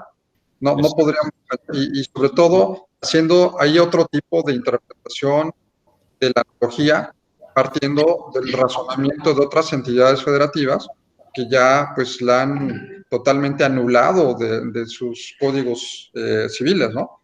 Y un problema tremendo, al hablar todavía de ese tipo de adopción. Acuerdo general del Consejo. Ok, muy bien. Continuamos entonces. Veamos dos tipos más de argumentos antes de pasar a las falacias materiales. El argumento por analogía, varios creo que estamos muy familiarizados, es uno de los principales tipos de razonamiento. No es un argumento lógico, es un argumento material, ya que por lo general cuando lo utilizamos incurrimos ya sea en la afirmación del antecedente o en la falacia de afirmación del consecuente. Pero es útil porque nos permite realmente integrar mejor el derecho. Grandes rasgos, el argumento por analogía lo que supone es establecer la existencia o integrar el derecho ante la ausencia de una norma, atendiendo a una norma existente, para atendiendo a la ratio o a la similitud, establecer una consecuencia similar que hay entre ambas cuestiones. El problema del argumento de analogía no es tanto la invalidez, digamos, formal o de lógica proposicional o lógica deóntica, como lo queramos ver. El problema sobre todo es justificar que sí se da, digamos, la ratio o la justificación entre la similitud del, digamos, la razón de ser de las normas que se van a emplear de manera similar, sobre todo cuando hay una laguna. Son distintos procesos. Primero, tengo que establecer que efectivamente existe una laguna, que no nada más sea una pseudolaguna psicológica, donde yo crea de que por mis convicciones debe haber una norma y efectivamente una interpretación a contra un medio, una solución razonable. En todo caso, efectivamente tiene que haber una laguna, y existiendo una laguna, obviamente tendría que establecer de que entre la norma a aplicar y la exposición que quiero extraer, digamos la similitud, exista una razón de peso suficiente para hacer ese paso y por último, establecer una aplicación adecuada. De ahí de que realmente son muchos pasos lógicos los que se tienen que establecer. Y por pasos lógicos me refiero a la estructura formal.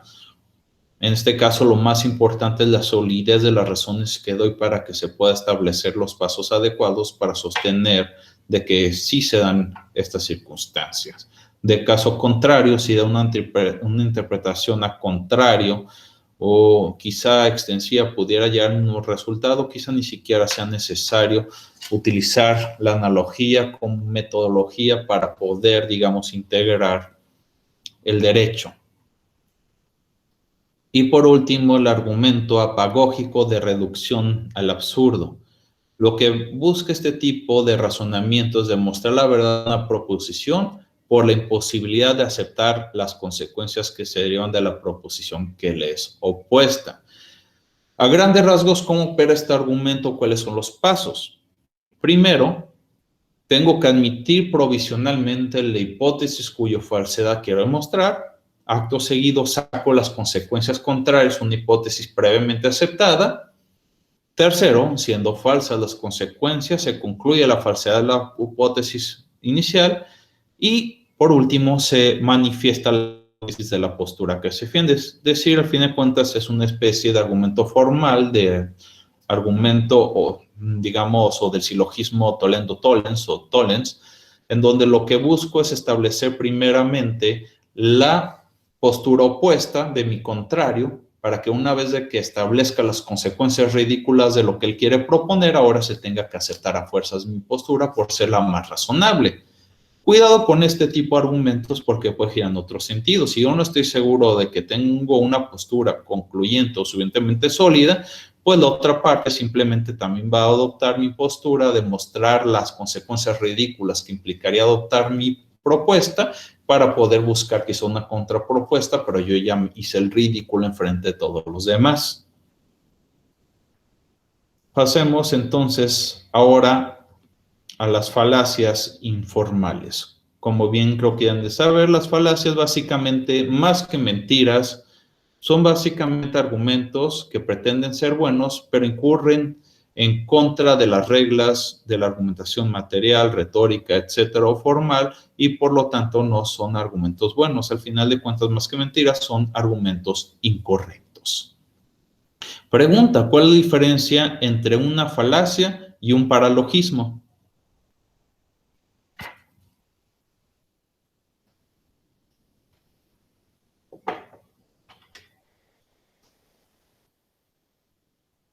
Y se lo voy a preguntar quizá delicadamente porque yo hice este error y quizá no lo vayan a notar mucho, pero si algún día trabajan con juzgadores o jueces, por favor nunca hagan este error tan grande que yo hice cuando regresé a España.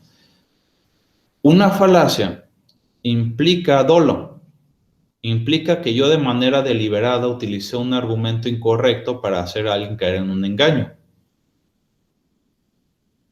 Un paralogismo implica que yo intenté de utilizar un argumento incorrecto a sabiendas pero sin conocimiento que estaba utilizado de manera incorrecta. Es decir, en uno soy un estúpido y en el otro soy un maquiavelo.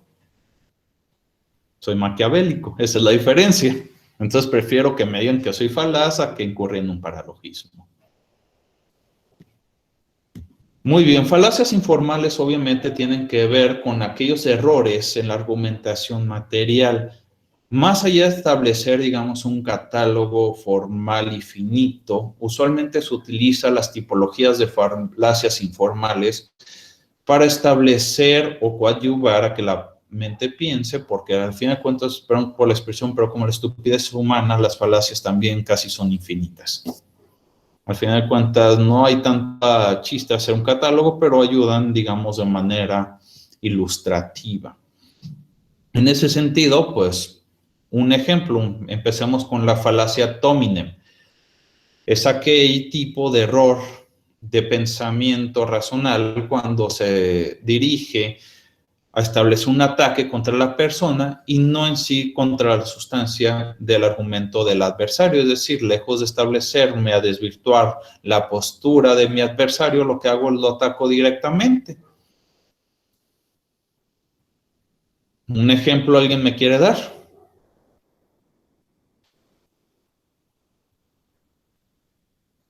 Lo he visto cuando hay controversia entre peritos, ¿no? Me llama mucho la atención que en un asunto de un homicidio, estábamos en una junta de peritos, el perito de la fiscalía tenía una especialidad en medicina forense, el perito de la defensa no.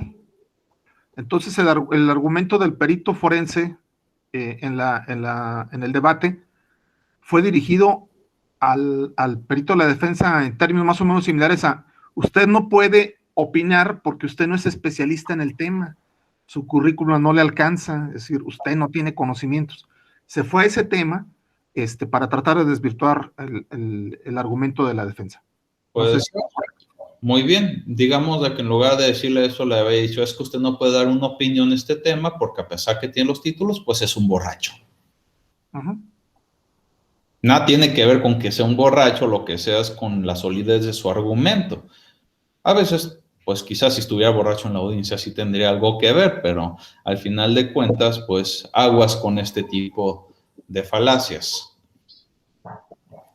Falacia ad baculum, baculum de bastón.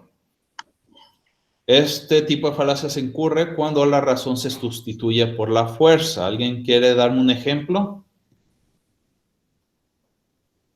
Mariano Zúñiga, a ver, platícanos, ¿qué se te ocurre?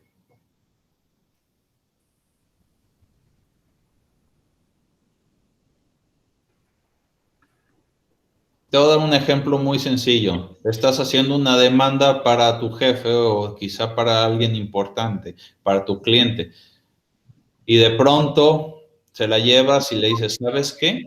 Pues como que no me late este argumento, y estás muy convencido de este argumento, y dices que este va a ser el argumento mejor. Híjole, pero pues ¿sabes qué? Si no usas el argumento que yo quiera, pues ya no te contrato. Está utilizando la fuerza a pesar de la solidez de tu argumento y la amenaza. se puede dar también en los tribunales, donde el juez, bueno, podemos tener un secretario muy brillante, pero la última palabra la tiene el titular del órgano jurisdiccional, ¿no? Efectivamente. Aquí tenemos a un juez, el juez Hugo Alejandro, pero bueno, yo he escuchado de algunos tribunales en donde el único que tiene la verdad absoluta es el titular. Yo entiendo que hay jueces que no son así, pues, pero sí hay secretarios que pues tienen que hacer el proyecto como se les indica el jefe. Vamos a ponerlo genérico sin establecer nombres, simplemente para evitar posibles futuras demandas o cualquier otra. Ha habido un caso muy interesante de lo que comentas, Germán, en relación a la amenaza disimulada. Cuando, por ejemplo, yo tengo que recuperar un título de crédito y te menciono, pues tengo la vía mercantil, pero te quiero informar que también puedo proceder por una acción penal, ¿no? Efectivamente. ¿Qué te estoy diciendo? Que por las buenas o por las malas. O también la misericordia, de repente no sucede mucho en México, pero que llevan a los niños para influir a lo mejor en un juicio donde se esté analizando la custodia de los menores, ese tipo de circunstancias que no son éticas, creo yo, éticamente válidas, ¿no? Ojo, vamos a entrar un poquito a cuestión, pero efectivamente, el argumento ad misericordia, digo, la falacia ad misericordia implica utilizar la misericordia para adherir un cierto punto de vista. No siempre es malo la misericordia o ser empáticos. El problema es cuando desvirtúa totalmente la postura. Cuando se nos pide humanidad no hay problema. El problema es cuando en aras de buscar la misericordia en unas partes se desvincula, digamos, la igualdad de armas o la igualdad entre las partes o algún tipo de derecho de defensa. Entonces ahí sí tenemos un grave problema de objetividad y de imparcialidad. Veamos otros tipos de falacias.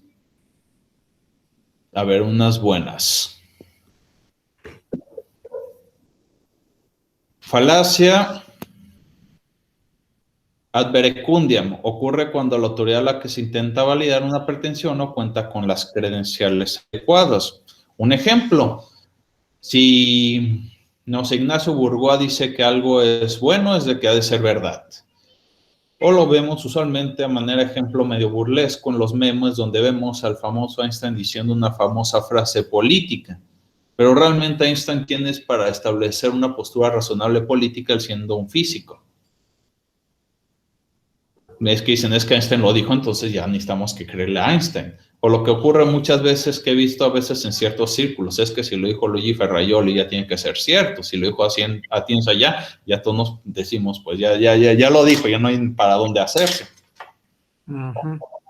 Entonces, aguas, cuando estamos utilizando una autoridad sobre todo, o estamos argumentando a partir de autoridad, tenemos que ver no solamente que la fuente está bien, que el contexto está bien, pero también que lo que diga sí sea razonable, porque sobre todo en ciencias sociales, a veces también los doctrinistas pueden incurrir en muchos errores. Aquí una pregunta, doctor. Sí.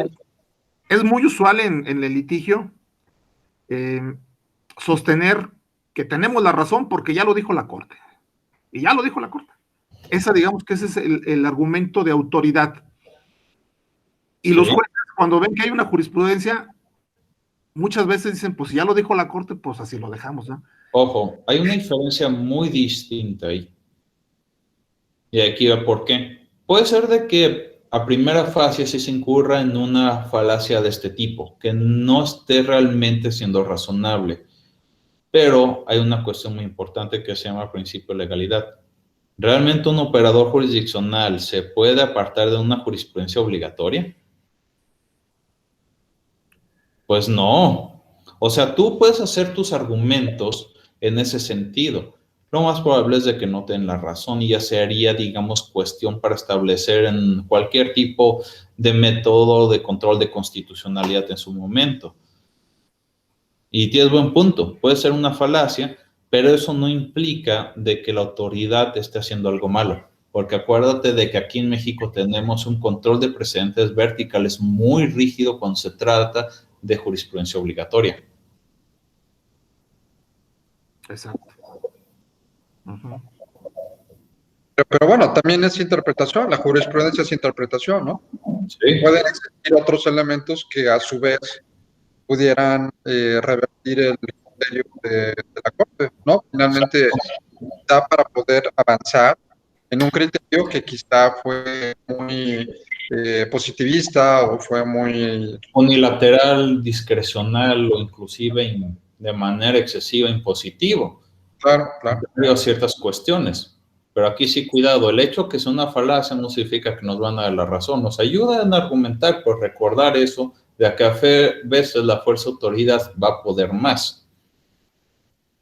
Acá en Guanajuato, simplemente para ver dónde podemos ubicar, y no sé si puede ser una falacia, me tocó ver una sentencia de un tribunal unitario en cumplimiento a una sentencia de amparo del colegiado. ¿Sí? Y al momento de dar cumplimiento tenía que emitir una nueva sentencia y me llamó mucho la atención que el magistrado del unitario decía, el colegiado me marca estas directrices, y yo digo que está mal, por esto y esto y esto. Sin embargo, acatando lo que me dijo el colegiado, le doy la razón. Es decir, en su propia sentencia controvirtió todo, es un derecho de pataleo, por así decirlo, pero pues a final de cuentas no le quedó más que cumplirlo, ¿no? No, pues sí, efectivamente. Y básicamente esto se llama hacer referencia a principios de razones institucionales o deferencia, digamos, a la autoridad, a efecto de buscar quizá garantizar la seguridad jurídica, que quizá en ese aspecto aún nos tengamos que abarcar mucho camino para buscar consolidar de una mejor manera nuestro Estado de Derecho. Entonces pasemos ahora a otras falacias. Falacia de causa falsa, que implica atribuir como causa de un suceso algo que no tiene tal calidad. A manera de ejemplo, el día de hoy agarro unos cuarzos, me los pongo en la cabeza porque tengo migraña y al mismo tiempo me tomo una pastilla para que tenga migraña y digo, se me quitó el dolor de cabeza por los cuarzos que me puse en la cabeza. O ¿sabes qué? La vecina de al lado me dijo de que iba a llover y llovió, por lo tanto ella es una vidente y puede predecir que llueve. Al final de cuentas, la falacia de falsa causa implica establecer la causa, algo que no pertenece a esa calidad, es decir, no establecen las condiciones de necesariedad o de suficiencia para atribuirles dicha cuestión. Y al final de cuentas, necesitamos que ver que algo sea la causa de algo y no al revés, porque a veces lo que creemos que el efecto es la causa de eso otro. O la cuestión, el que haya una correlación entre dos cuestiones no implica que uno sea causa de otro, quizá haya una causa aún mayor. En ese sentido, pues cuidado, obviamente cuando estamos trabajando en estas cuestiones estamos moviéndonos en el plano de la inducción o de las abducciones, es decir, de las inferencias a las mejores explicaciones. Disculpe. Sí, adelante. Disculpe, maestro. Entonces aquí estamos hablando, digámoslo, como de una división dentro de los sofismas que pueden ser de deducción y también de inducción. Ojo, no estamos hablando de divisiones, sino sofismas, sino de falacias.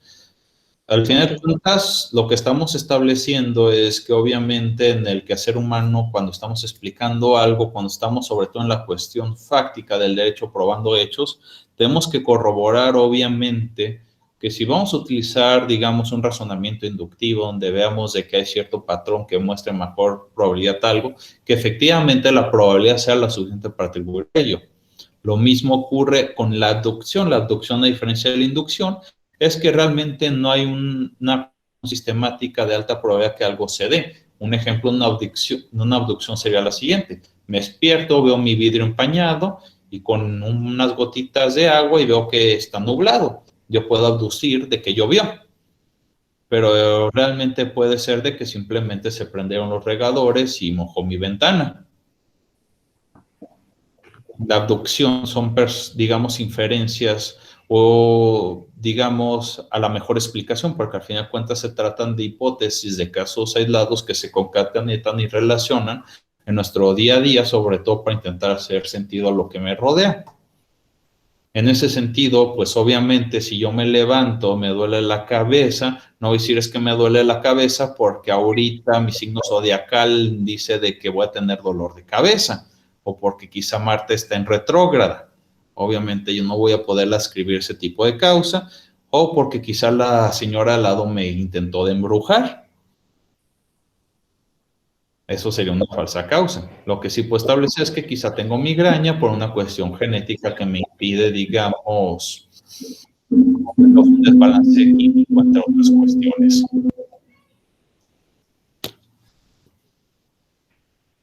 Muy bien. Siguiente falacia, petición de principio. La petición de principios se incurre cuando se presupone aquello que deba probarse. O cuando se suelen repetir cosas en vez de probarlas. Un ejemplo puede decir, por ejemplo, la parte es inocente porque no es culpable. O al revés, es culpable porque no es inocente. Primero tengo que mostrar efectivamente que no es inocente, con unas pruebas sólidas, diversas, etcétera, y válidas, pues sí llegar a esa conclusión. No puedo decir que es inocente porque no es culpable. Tengo que probarlo de manera fehaciente no incurrir en este tipo de falacia. Siguiente falacia, pregunta compleja. Consiste en formular una pregunta cuya respuesta conlleva una conclusión implícita, las famosas preguntas cargadas. Por ejemplo, yo voy a desahogar una prueba confesional en un asunto familiar, llega el marido o con quien se esté divorciando la señora, le quieren quitar la patria potestad, y yo como abogado llego y le pregunto a la persona, discúlpeme, ¿usted sigue siendo un ebrio empedernido que le pega a sus hijos? Pues obviamente es una pregunta cargada, lleva implícitamente la conclusión. Es una pregunta compleja. Una pregunta, doctor. Sí. Ahora estamos hablando de un aspecto meramente técnico, pero yo sé de abogados que por estrategia provocan precisamente al testigo o a la contraparte, pues para que pierda un poco la cordura, y a veces se cometen errores cuando se pierde el control. Es decir, ¿qué tiene de malo este tipo de argumentos usados como estrategia? Uno, pues contaminan sobre todo, digamos, la imparcialidad del juzgador y al final de cuentas causan una distorsión en la igualdad jurídica entre las partes. Por eso usualmente hay regulaciones en cuanto a las tachas, o en varios juzgados de distintas latitudes vemos sobre todo que previo a hacer preguntas, estas se califican o no de distintas maneras para evitar sobre todo el perjudicar el razonamiento del juzgador.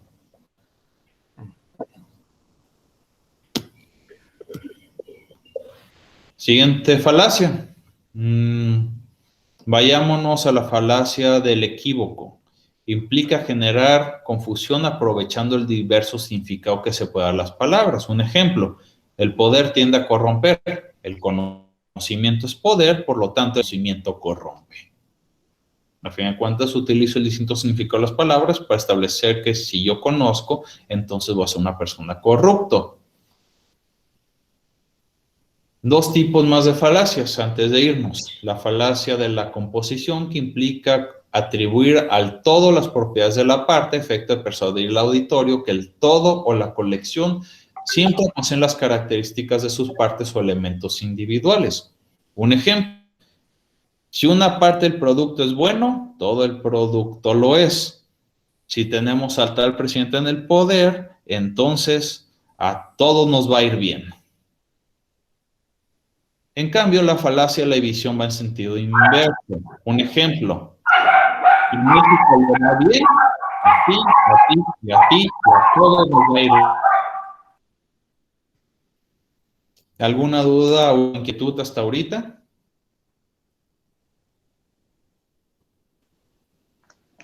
Sí, maestro. Adelante. Entonces, la falacia del equívoco es cuando, digamos, una palabra o, ¿cómo decir? O sea, expresa, digamos, dos significados. Pues sí, usualmente las palabras establecen distintas acepciones y yo me aprovecho de las acepciones que establecen las palabras para establecer un contexto de que realmente desvirtúa realmente la intención y la utilizo para aprovecharme de él. Gracias. Cuestiones nada más a manera de conclusión. Primera, quizá también que aprendí por experiencia amarga con algunos jueces, no es mucho de respeto decir que un juez incurrió en una falacia. Quizás es mejor incurrió en este error de pensamiento, algo por el estilo, porque tienden a ofenderse, eso es como tip práctico.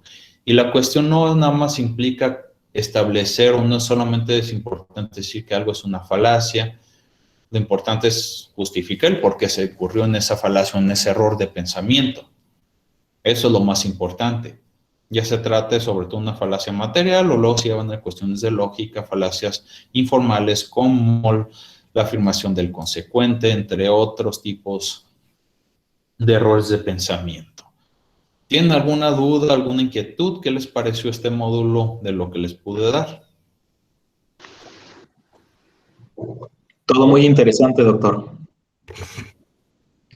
Muy interesante. Yo sí debo reconocer que mucha de la terminología, pues me tuve que forzar ahorita a investigarla, porque, bueno, no es parte propiamente de la currícula de una licenciatura, ¿no? Sino que yo veo que ya es más enfocada a alguna especialidad.